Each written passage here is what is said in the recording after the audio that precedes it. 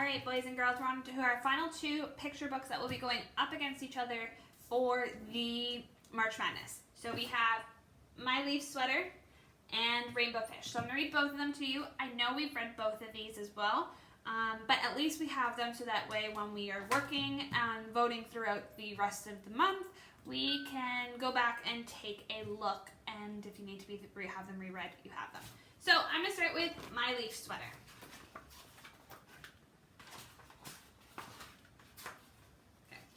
It was Saturday night. The wind was howling. I was happy to be inside because hockey night in Canada was about to start. This show made every Saturday night in the winter very special. I never missed it. The team I cheered for was the Toronto Maple Leafs, and my favorite player was their captain, Daryl Sittler.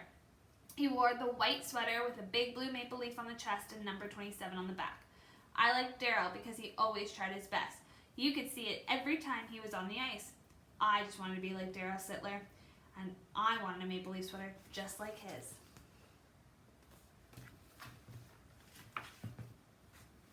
The Maple Leaf sweater was special. It wasn't like others. It didn't have a lot of strange colors. It was just blue and white. It didn't have an animal on it like the seal or a penguin. I just couldn't picture those animals playing hockey.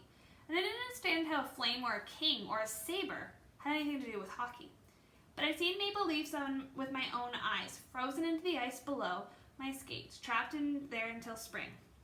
They had something to do with skating, and seeing your breath on a cold day, maple leaves changing colors meant the start of the hockey season, and a sign of winter coming. The maple leaf was on the sweater stood out because it was simple and true, just like the leaves on the trees in front of our house. I could see a big red maple leaf in the middle of the Canadian flag out front of my school. It meant something to everybody, even the people who were new to this country.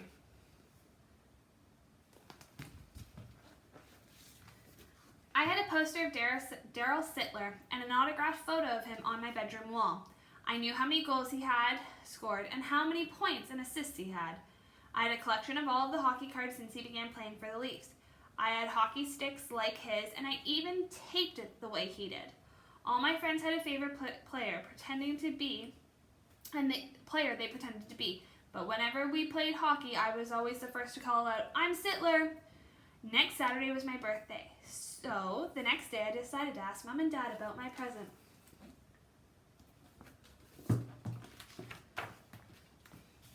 Mom, do you think I could get a Leaf sweater for my birthday? I don't know, Michael. Those are expensive sweaters.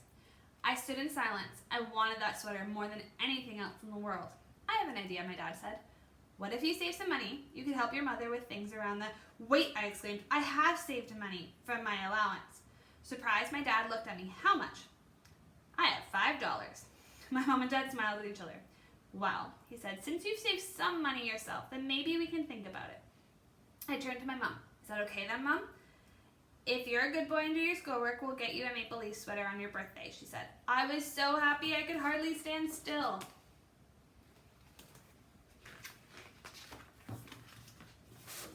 I spent the next week trying very hard to be good.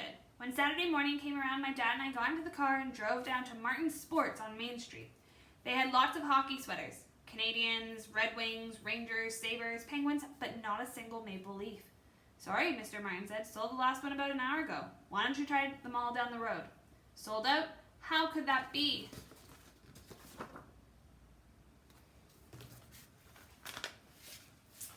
We drove down to the mall. Being Saturday, it was busy and it took us a while to find a parking space. We had to walk from the farthest corner of the lot, then down the length of the mall to the sporting goods store. They had plenty of sweaters too. Blackhawks, Bruins, Flames, Flyers, Kings, but no Maple Leafs. Sold out, the storekeeper said. He held up a Canadian sweater. What about this one? I could see there was going to be a problem. Either you loved the Leafs or you didn't understand.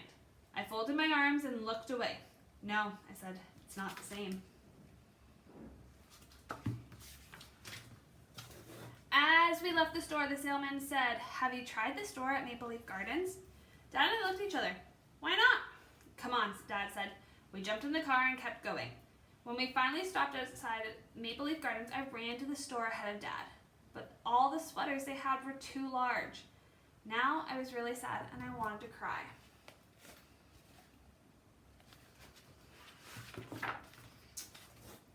As we were leaving the building, I noticed a sign outside the main door. Tonight, NHL, Toronto versus Boston. The Bruins had been on a winning streak and were a good team. It should be a great game. I asked my dad if we could buy tickets. He said he'd try, but reminded me not to get my hopes up because these games were usually sold out well in advance. Dad walked up to the man behind the window and they spoke for a few minutes. I closed my eyes and prayed there would be 2 tickets. I saw Dad reach for his wallet. Yes! I must have jumped 5 feet in the air. We were lucky. Someone who couldn't go tonight turned their tickets in just a few minutes ago, Dad explained. We called Mom and told her we wouldn't be home until late. As soon as the ticket takers were ready, my dad and I passed through the turnstiles. I was going to see the Leafs in person for the very first time. Dad pointed to the pictures on the wall in the main lobby and read their names to me. He stopped at a photo of Dave Keon and said he was his favorite player when he was a boy. We also stopped at the picture of Sly Apps, Ted Kennedy, and George Armstrong. I didn't know any of these players, but Dad said they had been captains of the Leafs, just like Daryl Sittler. He also pointed out a photo of Frank Malkovics, Dad said, who wore number 27 before Daryl did. He showed me how the maple leaves on the sweater had changed over the years. I could tell Dad was enjoying telling me about this.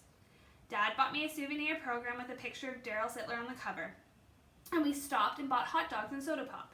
Then we went up the stairs to our seats.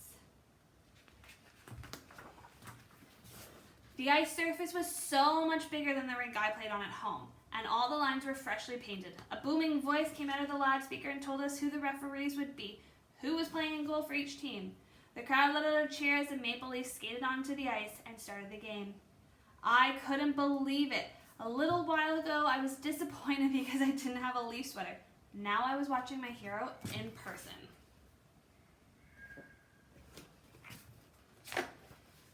Before I knew what was happening, Daryl had set up 2 goals with lightning-quick passes to his teammates. Then early in the second period, he swatted the puck right out of mid-air into the Boston net. A little later, he stepped over the blue line and slapped the puck past the Bruins goalie. He then took a pass and one-timed a shot for a 3rd goal, a hat trick in 1 period. He also picked up 2 more assists. Then in the first minute of the 3rd period, Daryl took a pass in full stride, swept around the Boston defenseman, and put a wrist shot into the far corner of the net for the 4th goal. But my hero wasn't done yet. Daryl came back down the ice and kept the puck away from the Bruins defenseman before blazing a shot into the far side of the net. 5 goals. Everyone at Maple Leaf Gardens rose to their feet and gave Daryl a standing ovation. His teammates were mobbing him on the ice. I was jumping up and down in my seat. Dad was screaming, "Pass it to Sittler! Pass it to Sittler!" Just when I thought I couldn't get any better, Daryl scored his 6th goal of the game. He was trying to complete a pass to a teammate from behind the Boston net when the puck hit the Bruins defenseman on the skate and went in through the goalie's legs.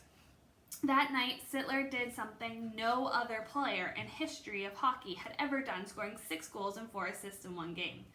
My throat was so hoarse from yelling that I could hardly talk, but I still cheered for Daryl when his name was called as the first star at the end of the game. The Leafs won 11-4. It was my best birthday ever.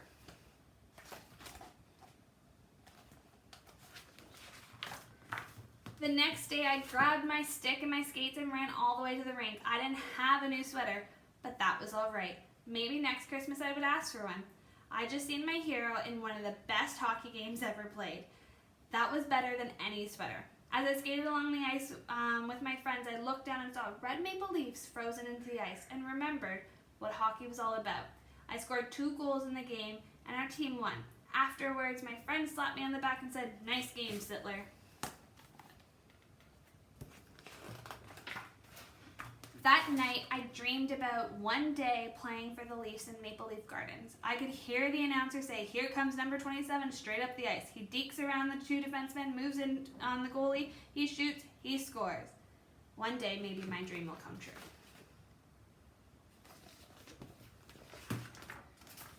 The end. Alright, so that's my Leaf sweater.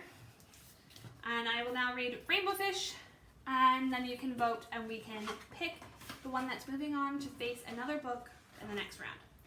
So, the Rainbow Fish. A long way out in the deep blue sea, there lived a fish. Not just an ordinary fish, but the most beautiful fish in the entire ocean. His scales were every shade of blue and green and purple, with sparkling silver scales among them.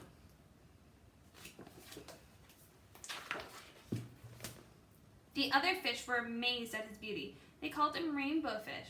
"Come on, Rainbow Fish," they would call, "come and play with us." But Rainbow Fish would just glide past it, proud and silent, letting his scales shimmer.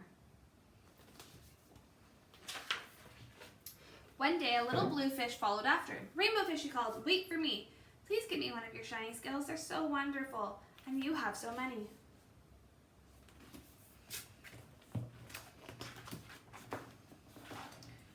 "You want me to give you one of my special scales? Who do you think you are?" cried Rainbow Fish. "Get away from me." Shocked, the little blue fish swam away. He was so upset he told all of his friends what happened. From then on, no one would have anything to do with Rainbow Fish. They all turned away and swam by.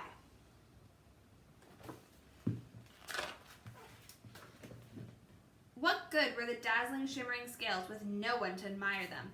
Now he was the loneliest fish in the entire ocean. One day he poured out his troubles to the starfish. "I really am beautiful. Why doesn't anybody like me?" "I can't answer that for you," said the starfish. "But if you go beyond the coral reef to a deep cave, you will find a wise octopus. Maybe he can help you." The Rainbow Fish found the cave. It was very dark. Inside he couldn't see anything. Then suddenly 2 eyes caught him in their glare, and the octopus emerged from the darkness. "I've been waiting for you," said the octopus with his deep voice.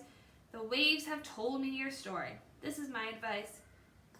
Give a glittering scale to each of the other fish. You will no longer be the most beautiful fish in the sea, but you will discover how to be happy." "I can't," the Rainbow Fish started to say, but then the octopus had already disappeared into the dark cloud of ink. "Give away my scales, my beautiful shining scales? Never. How could I be happy without them?" Suddenly, he felt the light touch of a fin. The little blue fish was back. "Rainbow Fish, please don't be angry. I just want one little scale." The Rainbow Fish wavered. Only one very, very small shimmery scale, he thought. Well, maybe I wouldn't miss just one.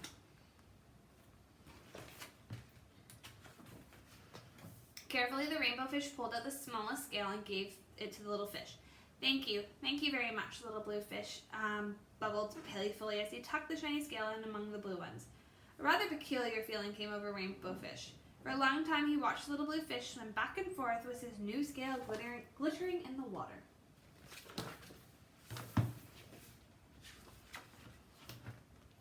The little blue fish whizzed through the ocean with his scale flashing, so it didn't take long before the Rainbow Fish was surrounded by other fish.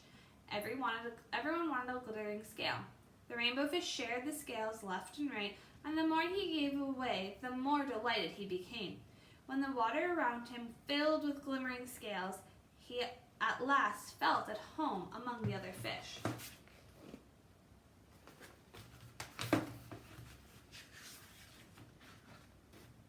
Finally, the Rainbow Fish only had one shining scale left. His most prized possession had been given away. Yet, he was very happy. "Come on, Rainbow Fish," they called. "Come and play with us." "Here I come," said the Rainbow Fish, and as happy as a splash, he swam off to join his friends.